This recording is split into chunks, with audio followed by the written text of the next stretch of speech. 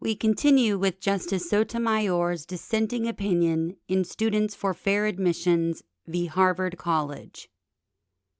Beginning with Part 3 of the opinion. Part 3. The Court concludes that Harvard's and UNC's policies are unconstitutional because they serve objectives that are insufficiently measurable, employ racial categories that are imprecise and overbroad, rely on racial stereotypes and disadvantage minority groups, and do not have an endpoint. In reaching this conclusion, the Court claims that those supposed issues with respondents' programs render the programs insufficiently narrow under the strict scrutiny framework that the Court's precedents command. In reality, however, the Court today cuts through the kudzu and overrules its higher education precedents following Bakke. There is no better evidence that the Court is overruling the Court's precedents than those precedents themselves. Every one of the arguments made by the majority can be found in the dissenting opinions filed in the cases the majority now overrules. Lost arguments are not grounds to overrule a case. When proponents of those arguments, greater now in number on the Court, return to fight old battles anew, it betrays an unrestrained disregard for precedent. It fosters the people's suspicions that bedrock principles are founded in the proclivities of individuals on this Court, not in the law, and it degrades the integrity of our constitutional system of government. Nowhere is the damage greater than in cases like these that touch upon matters of representation and institutional legitimacy. The Court offers no justification, much less a special justification, for its costly endeavor, nor could it. There is no basis for overruling Bakke, Grutter, and Fisher. The Court's precedents were correctly decided. The opinion today is not workable and creates serious equal protection problems. Important reliance interests favor respondents, and there are no legal factual developments favoring the Court's reckless course. At bottom, the 6 unelected members of today's majority upend the status quo based on their policy preferences about what race in America should be like, but is not, and their preferences for a veneer of colorblindness in a society where race has always mattered and continues to matter in fact and in law. Section A. 1. A limited use for race in college admissions is consistent with the 14th Amendment and this Court's broader equal protection jurisprudence. The text and history of the 14th Amendment make clear that the Equal Protection Clause permits race-conscious measures. Consistent with that view, the Court has explicitly held that race-based action is sometimes within constitutional constraints. The Court has thus upheld the use of race in a variety of contexts. Tellingly, in sharp contrast with today's decision, the Court has allowed the use of race when that use burdens minority populations. In United States v. Brignoni-Ponce, 1975, for example, the Court held that it is unconstitutional for Border Patrol agents to rely on a person's skin color as a single factor to justify a traffic stop based on reasonable suspicion, but it remarked that Mexican appearance could be a relevant factor out of many to justify such a stop at the border and its functional equivalence. The Court thus facilitated racial profiling of Latinos as a law enforcement tool and did not adopt a race-blind rule.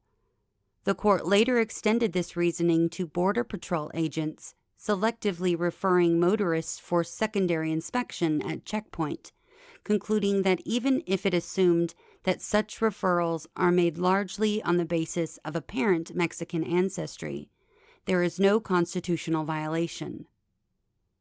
The result of today's decision is that a person's skin color may play a role in assessing individualized suspicion, but it cannot play a role in assessing that person's individualized contributions to a diverse learning environment. That indefensible reading of the Constitution is not grounded in law and subverts the 14th Amendment's guarantee of equal protection. 2. The majority does not dispute that some uses of race are constitutionally permissible. Indeed, it agrees that a limited use of race is permissible in some college admissions programs. In a footnote, the court exempts military academies from its ruling in light of the potentially distinct interests they may present. To the extent the court suggests national security interests are distinct, those interests cannot explain the court's narrow exemption, as national security interests are also implicated at civilian universities. The court also attempts to justify its carve-out based on the fact that no military academy is a party to these cases. Yet the same can be said of many other institutions that are not parties here, including the religious universities supporting respondents, which the court does not similarly exempt from its sweeping opinion. The court's carve-out only highlights the arbitrariness of its decision and further proves that the 14th Amendment does not categorically prohibit the use of race in college admissions.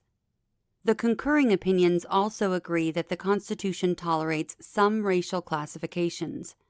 Justice Gorsuch agrees with the majority's conclusion that racial classifications are constitutionally permissible if they advance a compelling interest in a narrowly tailored way.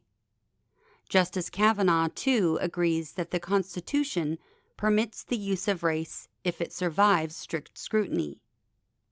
Justice Thomas offers an originalist defense of the colorblind Constitution, but his historical analysis leads to the inevitable conclusion that the Constitution is not, in fact, colorblind. Like the majority opinion, Justice Thomas agrees that race can be used to remedy past discrimination and to equalize treatment against a concrete baseline of government-imposed inequality. He also argues that race can be used if it satisfies strict scrutiny more broadly, and he considers compelling interests those that prevent anarchy, curb violence, and segregate prisoners. Thus, although Justice Thomas at times suggests that the Constitution only permits directly remedial measures that benefit identified victims of discrimination, he agrees that the Constitution tolerates a much wider range of race-conscious measures. In the end, when the court speaks of a colorblind Constitution, it cannot really mean it, for it is faced with a body of law that recognizes the race-conscious measures are permissible under the Equal Protection Clause. Instead, what the court actually lands on is an understanding of the Constitution that is colorblind, sometimes, when the court so chooses. Behind those choices lie the court's own value judgments about what type of interests are sufficiently compelling to justify race-conscious measures. Overruling decades of precedent, today's newly constituted court singles out the limited use of race in holistic college admissions. It strikes at the heart of Bakke, Grutter, and Fisher by holding that racial diversity is an inescapably imponderable objective that cannot justify race-conscious affirmative action, even though respondents' objectives simply mirror the compelling interest this court has approved many times in the past. At bottom, without any new factual or legal justification, the court overrides its long-standing holding that diversity in higher education is of compelling value. To avoid public accountability for its choice, the court seeks cover behind a unique measurability requirement of its own creation. None of this court's precedents, however, requires that a compelling interest meet some threshold level of precision to be deemed sufficiently compelling. In fact, this court has recognized as compelling plenty of interests that are equally or more amorphous, including the intangible interest in preserving public confidence in judicial integrity, an interest that does not easily reduce to precise definition. Thus, although the members of this majority pay lip service to respondents' commendable and worthy racial diversity goals, they make a clear value judgment today. Racial integration in higher education is not sufficiently important to them. Today, the proclivities of individuals rule. The majority offers no response to any of this. Instead, it attacks a straw man, arguing that the court's cases recognize that remedying the effects of societal discrimination does not constitute a compelling interest. Yet, as the majority acknowledges, while Bakke rejected that interest as insufficiently compelling, it upheld a limited use of race in college admissions to promote the educational benefits that flow from diversity. It is that narrower interest which the court has reaffirmed numerous times since Bakke, and as recently as 2016 in Fisher 2, that the court overrules today. Section B. The court's precedents authorizing a limited use of race in college admissions are not just workable, they have been working. Lower courts have consistently applied them without issue, as exemplified in the opinions below and SFFA's and the court's inability to identify any split of authority. Today, the court replaces this settled framework with a set of novel restraints that create troubling equal protection problems and share one common purpose: to make it impossible to use race in a holistic way in college admissions, where it is much needed. 1.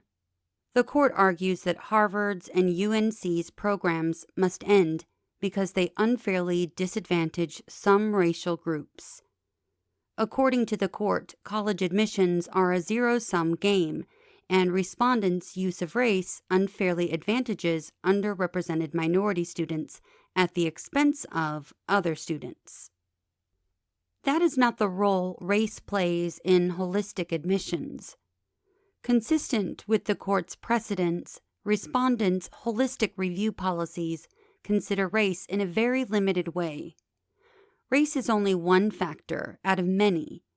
That type of system allows Harvard and UNC to assemble a diverse class on a multitude of dimensions. Respondents' policies allow them to select students with various unique attributes, including talented athletes, artists, scientists, and musicians. They also allow respondents to assemble a class with diverse viewpoints, including students who have different political ideologies and academic interests, who have struggled with different types of disabilities, who are from various socioeconomic backgrounds, who understand different ways of life in various parts of the country, and yes, students who self-identify with various racial backgrounds and who can offer different perspectives because of that identity. That type of multidimensional system benefits all students. In fact, racial groups that are not underrepresented tend to benefit disproportionately from such a system. Harvard's holistic system, for example, provides points to applicants who qualify as ALDC, meaning athletes, legacy applicants, applicants on the dean's interest list, primarily relatives of donors, and children of faculty or staff. ALDC applicants are predominantly white, around 67.8% are white. 11.4% are Asian Americans, 6% are Black, and 5.6% are Latino. By contrast, only 40.3% of non-ALDC applicants are white, 28.3% are Asian American, 11% are Black, and 12.6% are Latino. Although ALDC applicants make up less than 5% of applicants to Harvard, they constitute around 30% of the applicants admitted each year. Similarly, because of achievement gaps that result from entrenched racial inequality in K-12 education, a heavy emphasis on grades and standardized test scores disproportionately disadvantages underrepresented racial minorities. Stated simply, race is one small piece of a much larger admissions puzzle, where most of the pieces disfavor underrepresented racial minorities. That is precisely why underrepresented racial minorities remain underrepresented. The court's suggestion that an already advantaged racial group is disadvantaged because of a limited use of race is a myth. The majority's true objection appears to be that a limited use of race in college admissions does in fact achieve what it is designed to achieve. It helps equalize opportunity and advances respondents' objectives by increasing the number of underrepresented racial minorities on college campuses, particularly Black and Latino students. This is unacceptable, the court says, because racial groups that are not underrepresented would be admitted in greater numbers without these policies. Reduced to its simplest terms, the court's conclusion is that an increase in the representation of racial minorities at institutions of higher learning that were historically reserved for white Americans is an unfair and repugnant outcome that offends the Equal Protection Clause. It provides a license to discriminate against white Americans, the court says, which requires the courts and state actors to pick the right races to benefit. Nothing in the 14th Amendment or its history supports the court's shocking proposition, which echoes arguments made by opponents of Reconstruction-era laws and this court's decision in Brown. In a society where opportunity is dispensed along racial lines, racial equality cannot be achieved without making room for underrepresented groups that for far too long were denied admission through the force of law, including at Harvard and UNC. Quite the opposite, a racially integrated vision of society in which institutions reflect all sectors of the American public and where the sons of former slaves and the sons of former slave owners are able to sit down together at the table of brotherhood is precisely what the Equal Protection Clause commands. It is essential if the dream of one nation, indivisible, is to be realized. By singling out race, the court imposes a special burden on racial minorities for whom race is a crucial component of their identity. Holistic admissions require truly individualized consideration of the whole person. Yet, by foreclosing racial considerations, colorblindness denies those who racially self-identify the full expression of their identity and treats racial identity as inferior among all other forms of social identity. The court's approach thus turns the 14th Amendment's equal protection guarantee on its head and creates an equal protection problem of its own. There is no question that minority students will bear the burden of today's decision. Students of color testified at trial that racial self-identification was an important component of their application because without it, they would not be able to present a full version of themselves. For example, Ramel Mwamba, a Black UNC alumna, testified that it was really important that UNC see who she is holistically and how the color of her skin and the texture of her hair impacted her upbringing. Itzel Vasquez Rodriguez, who identifies as Mexican-American of Cora descent, testified that her ethno-racial identity is a core piece of who she is and has impacted every experience she has had, such that she could not explain her potential contributions to Harvard without any reference to it. Sally Chen, a Harvard alumna who identifies as Chinese American, explained that being the child of Chinese immigrants was really fundamental to explaining who she is. Tong Deep, a Harvard alumnus, testified that his Vietnamese identity was such a big part of himself that he needed to discuss it in his application. And Sarah Cole, a Black Harvard alumna, emphasized that to try to not see her race is to try to not see her, simply because there is no part of her experience, no part of her journey, no part of her life that has been untouched by her race.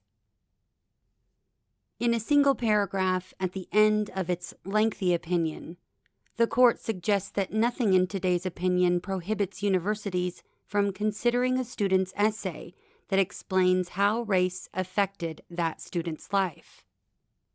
This supposed recognition that universities can, in some situations, consider race in application essays is nothing but an attempt to put lipstick on a pig. The court's opinion circumscribes universities' ability to consider race in any form by meticulously gutting respondents' asserted diversity interests. Yet because the court cannot escape the inevitable truth that race matters in students' lives, it announces a false promise to save face and appear attuned to reality. No one is fooled.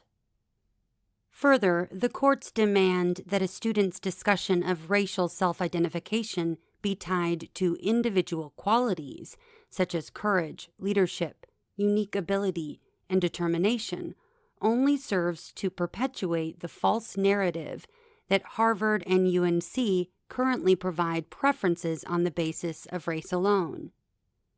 The court's precedents already require that universities take race into account holistically, in a limited way, and based on the type of individualized and flexible assessment that the court purports to favor. After extensive discovery and 2 lengthy trials, neither SFFA nor the majority can point to a single example of an underrepresented racial minority who was admitted to Harvard or UNC on the basis of race alone. In the end, the court merely imposes its preferred college application format on the nation, not acting as a court of law applying precedent, but taking on the role of college administrators to decide what is better for society. The court's course reflects its inability to recognize that racial identity informs some students' viewpoints and experiences in unique ways. The court goes as far as to claim that Baki's recognition that Black Americans can offer different perspectives than white people amounts to a stereotype. It is not a stereotype to acknowledge the basic truth that young people's experiences are shaded by a societal structure where race matters. Acknowledging that there is something special about a student of color who graduates valedictorian from a predominantly white school is not a stereotype. Nor is it a stereotype to acknowledge that race imposes certain burdens on students of color that it does not impose on white students.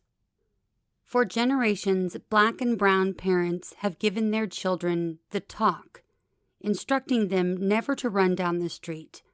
Always keep your hands where they can be seen. Do not even think of talking back to a stranger. All out of fear of how an officer with a gun will react to them. Those conversations occur regardless of socioeconomic background or any other aspect of a student's self-identification. They occur because of race. As Andrew Brennan, a UNC alumnus, testified, running down the neighborhood, people don't see him as someone that is relatively affluent. They see him as a Black man. The absence of racial diversity, by contrast, actually contributes to stereotyping. Diminishing the force of such stereotypes is both a crucial part of respondents' mission and one that they cannot accomplish with only token numbers of minority students. When there is an increase in underrepresented minority students on campus, racial stereotypes lose their force because diversity allows students to learn there is no minority viewpoint, but rather a variety of viewpoints among minority students. By preventing respondents from achieving their diversity objectives, it is the court's opinion that facilitates stereotyping on American college campuses. To be clear, today's decision leaves intact holistic college admissions and recruitment efforts that seek to enroll diverse classes without using racial classifications. Universities should continue to use those tools as best they can to recruit and admit students from different backgrounds based on all the other factors the court's opinion does not and cannot touch. Colleges and universities can continue to consider socioeconomic diversity and to recruit and enroll students who are first-generation college applicants or who speak multiple languages, for example. Those factors are not interchangeable with race. At SFFA's own urging, those efforts remain constitutionally permissible. The court today also does not adopt SFFA's suggestion that college admissions should be a function of academic metrics alone. Using class rank or standardized test scores as the only admissions criteria would severely undermine multidimensional diversity in higher education. Such a system would exclude the star athlete or musician whose grades suffered because of daily practices and training. It would exclude a talented young biologist who struggled to maintain above-average grades in humanities classes. And it would exclude a student whose freshman year grades were poor because of a family crisis, but who got herself back on track in her last 3 years of school, only to find herself just outside of the top decile of her class. A myopic focus on academic ratings does not lead to a diverse student body.